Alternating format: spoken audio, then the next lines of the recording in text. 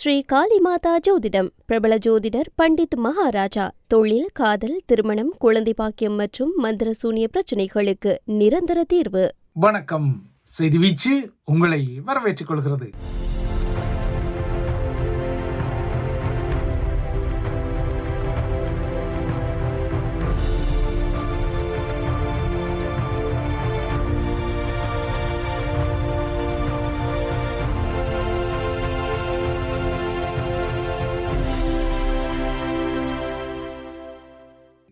இன்றைய செய்தி வீச்சில் நீங்கள் எதிர்பார்த்தது போலவே தமிழக தேர்தல் நிலவரங்கள், குறிப்பாக புதிய ஆட்சி அமைப்பது யார் என்பது குறித்த நிலவரங்களும் அதேபோல உலக நிலவரங்களும் காத்திருக்கின்றன. தமிழக வாக்காளர்கள் தமக்குரிய ஆட்சி முகங்களை, குறிப்பாக முதலமைச்சர் முகங்களை திரைத்துறையிலிருந்து தெரிவு செய்யும் நியதி இந்த முறையும் அநேகமாக பொருந்திக் கொள்ளும் என்பது இந்த பதிவை பார்க்கும்போது உங்களுக்கு ஒரு பருமட்டான முடிவாக சில வேளைகளில் கிட்டியிருக்கக்கூடும்.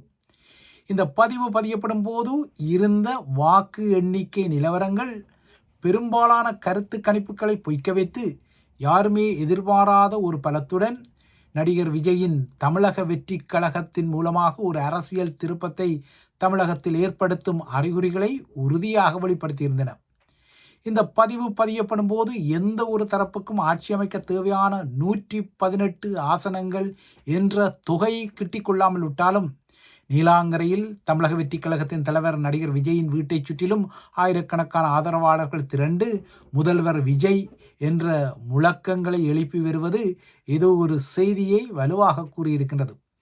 விஜய்க்கு வாழ்த்து தெரிவிக்க ரசிகர்கள் மற்றும் அவரது தமிழக வெற்றி கழக கட்சியின் நிர்வாகிகள் ஆர்வத்துடன் அங்கு தொடர்ந்தும் திரண்டு வருகின்றார்கள். இந்த பதிவு பதியப்படும் போது வாக்கு எண்ணிக்கை விறுவிறுப்பாக நடைபெற்று கொண்டிருந்தது. ஆரம்பகட்ட நிலவரங்கள் வெளியானதுமே பெரும் அதிர்வுகள் உருவாக தலைப்பட்டன. ஆளுங்கட்சியான திராவிட முன்னேற்ற கழகத்தின் அணி தனது முக்கிய தூண்களாக கருதப்பட்ட மூத்த அமைச்சர்கள் பலரையும் இந்த தேர்தல் முடிவுகளில் பின்னடைவை சந்திக்க வைத்திருக்கின்றது. தமிழக அரசியலில் புதிய வரவாக இருக்கக்கூடிய நடிகர் விஜயின் தமிழக வெற்றி கழகம் யாருமே எதிர்பாராத வகையில் மிகப்பெரிய தாக்கத்தை தனது எழுச்சியின் மூலமாக உருவாக்கி இருக்கின்றது. இளைஞர்கள் மற்றும் முதல் முறை வாக்காளர்களின் ஆதரவு இந்த கட்சிக்கு அமோகமாக இருப்பதை தேர்தல் முடிவுகள் வெளிப்படுத்தியுள்ளன. மக்கள் கூட்டம் தற்போது விஜயின் வதிவிடத்தில் கட்டுக்கடங்காமல் அதிகரிப்பதால் சென்னை மாநகர காவல்துறை சார்பில் கடுமையான பாதுகாப்பு ஏற்பாடுகள் செய்யப்பட்டு வருகின்றன. நீலாங்கரையில் உள்ள விஜயின் வீட்டுக்கு செல்லும் அனைத்து வழிகளிலும் 2 அடுக்கு பாதுகாப்பு தற்போது போடப்பட்டுள்ளது. வீட்டின் முன்புறம் மேலதிகமான தடுப்பு அரண்கள் அமைக்கப்பட்டு பாதுகாப்பு பணியில் நூற்றுக்கணக்கான மேலதிகமான காவல்துறையினர் குவிக்கப்பட்டுள்ளனர். வாக்கு எண்ணிக்கை முழுமையாக முடிவடைய இன்னும் சில மணி நேரங்களே இந்த பதிவு பதியப்படும் போது இருந்தது. இந்த பதிவை நீங்கள் பார்க்கும்போது முடிவுகள் எல்லாம் வெளிவந்திருக்கக்கூடும். ஆகையால் இந்த பதிவு பதியப்படும் போது இருந்த நிலவரங்களை தான் செய்தி வீச்சு தருகின்றது. ஆனால் இந்த பதிவை நீங்கள் பார்க்கும்போது உடனடி செய்திகளின் வாயிலாக நீங்கள் புதிய முடிவுகளை பெற்றிருக்கக்கூடும் என்றாலும் இப்போது, அதாவது இந்த பதிவு பதியப்படும் நேரத்தில் தமிழக வெற்றி கழகம் 109 இடங்களிலும், அண்ணா திராவிட முன்னேற்ற கழகம் 75 இடங்களிலும், திராவிட முன்னேற்ற கழகம், அதாவது திராவிட முன்னேற்ற கழகத்தின் அணி, ஆட்சி தரப்பான அணி 50 தொகுதிகளிலும் முன்னிலை வகித்துக் கொள்கின்றன. சென்னையில் உள்ள 16 தொகுதிகளிலும் தமிழக வெற்றி கழகத்தின் வேட்பாளர்கள் தான் முன்னிலையில் உள்ளனர். இதில் அதிர்ச்சியான விடயம் என்னவென்றால், முதல்வர் ஸ்டாலின் கொளத்தூரில் 5வது சுற்றிலும் பின்னடைவை சந்தித்திருக்கின்றார்.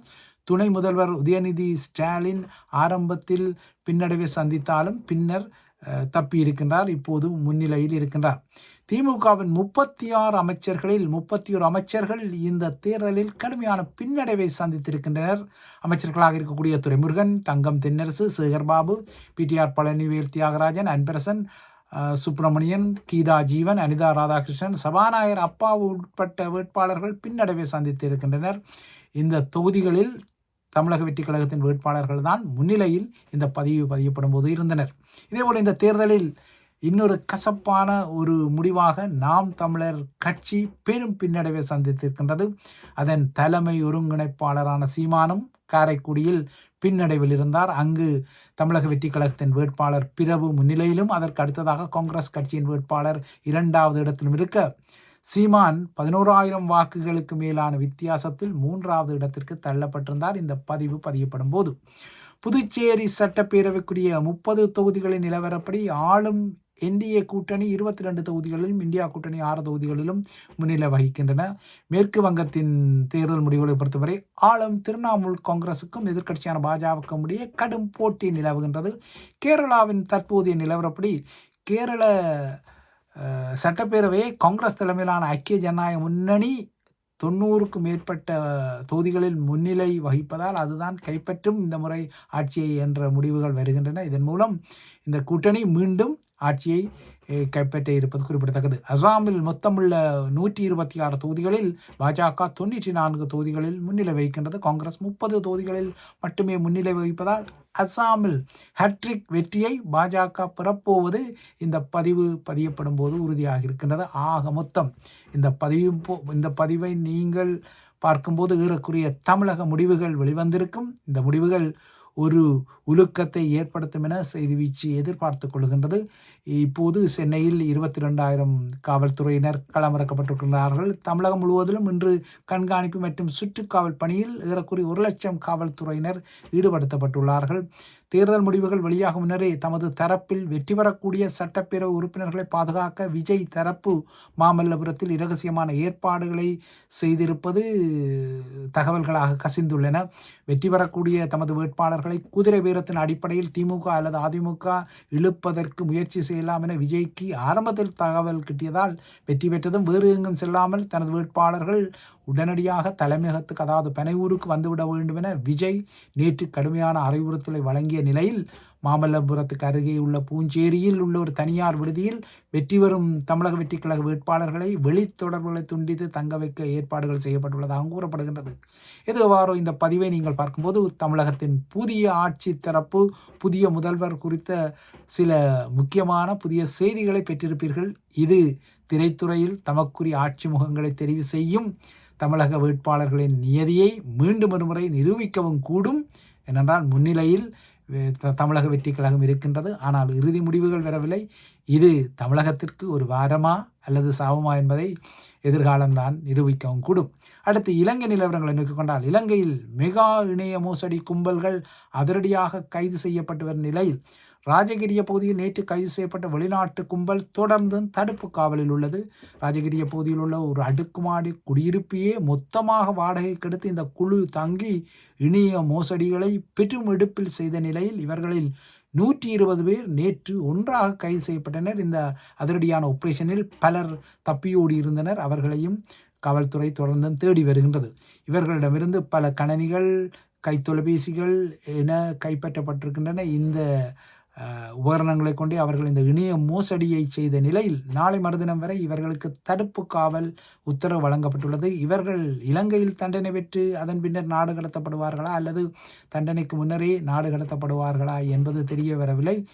ஸ்ரீலங்கா திரைசேரியில் 2.5 மில்லியன் அமெரிக்க டாலர் இணைய வழியில் திருடப்பட்ட நிலையில் ஸ்ரீலங்கா புலனாய்வாளர்கள் இதுவரை எவ்வளவோ முயன்ற போதிலும் இந்த பணத்தை மீண்டும் பெற்றுக்கொள்ள முடியவில்லை. அதேபோல் இந்த பணம் எங்கு சென்றது என்ற விவரங்களையும் கண்டுபிடிக்க முடியாததால் இப்போது அமெரிக்காவின் FBI எனப்படும் சமஷ்டி புலனாய்வு மையத்தின் உதவியை ஸ்ரீலங்கா நாடியுள்ள நிலையில்தான் இலங்கையில் தங்கியுள்ள இணைய மெகா மோசடி குழுக்களை அதிரடியாக பிடிக்கும், இல்லையென்றால் ஒடுக்கும் நடவடிக்கைகளில் ஸ்ரீலங்கா காவல்துறை குதித்துள்ளது.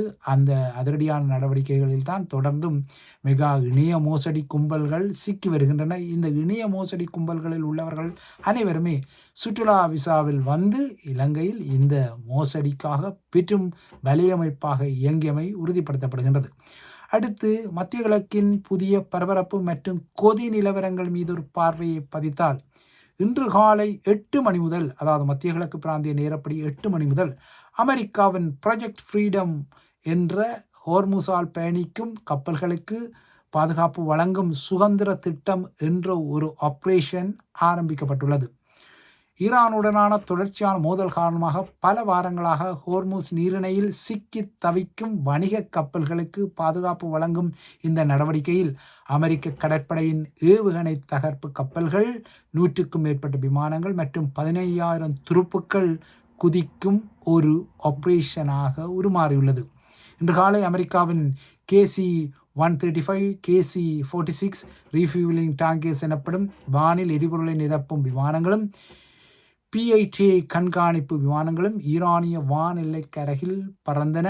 அமெரிக்காவின் இந்த திடீர் நடவடிக்கை தற்போதைய போர் நிறுத்தத்தில் ஒரு மீறலாக கருதப்படும் என ஈரான் எச்சரித்தாலும் அமெரிக்கா தனது ஆபரேஷனை இன்று ஆரம்பித்திருக்கிறது. ஆனால் இந்த ஆபரேஷன் ஆரம்பிக்கும் முன்னரே ஹார்முஸில் ஒரு எண்ணெய் தாங்கி கப்பல் எறிகணை தாக்குதலுக்கு உள்ளாகியுள்ளது.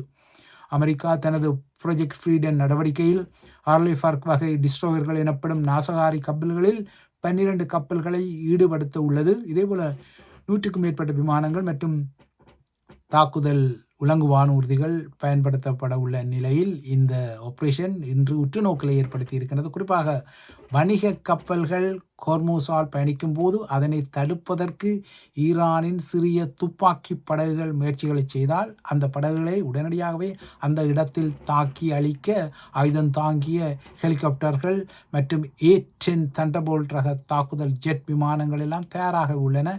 இந்த ப்ராஜெக்ட் ஃப்ரீடம் மூலம் ஹோர்முஸை கடக்க முயற்சிக்கும் வணிக கப்பல்களுக்கு நம்பிக்கையூட்ட அமெரிக்கா முயற்சிக்கின்றது. அதாவது அக்கறையிலும் இக்கரையிலும் இந்த நம்பிக்கையை வழங்க அமெரிக்க இராணுவம் முயற்சிக்கின்றது. குறிப்பாக ஓரிரு கப்பல்களுக்கு பாதுகாப்பை வழங்குவதை விட மொத்தமாக நீரிணையில் ஒரு பாதுகாப்பான சூழ்நிலையை ஏற்படுத்துவதற்காக இந்த ப்ராஜெக்ட் ஃப்ரீடம் இன்று அதிரடியாக ஆரம்பிக்கப்பட்டாலும் ஈரானுக்கு இது ஒரு மிக சவாலான ஒரு நிலையை உருவாக்கியுள்ளது.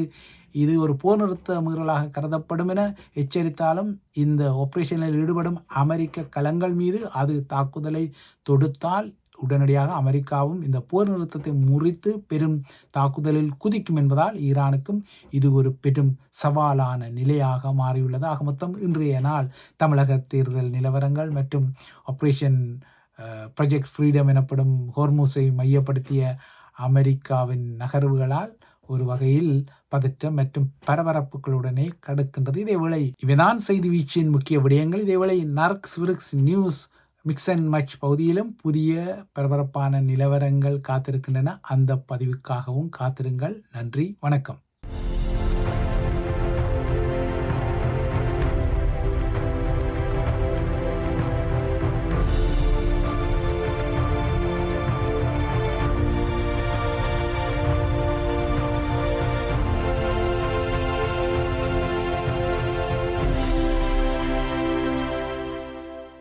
ஸ்ரீ காளிமாதா ஜோதிடம் பிரபல ஜோதிடர் பண்டித் மகாராஜா. தொழில், காதல், திருமணம், குழந்தை பாக்கியம் மற்றும் மந்திர சூனிய பிரச்சினைகளுக்கு நிரந்தர தீர்வு.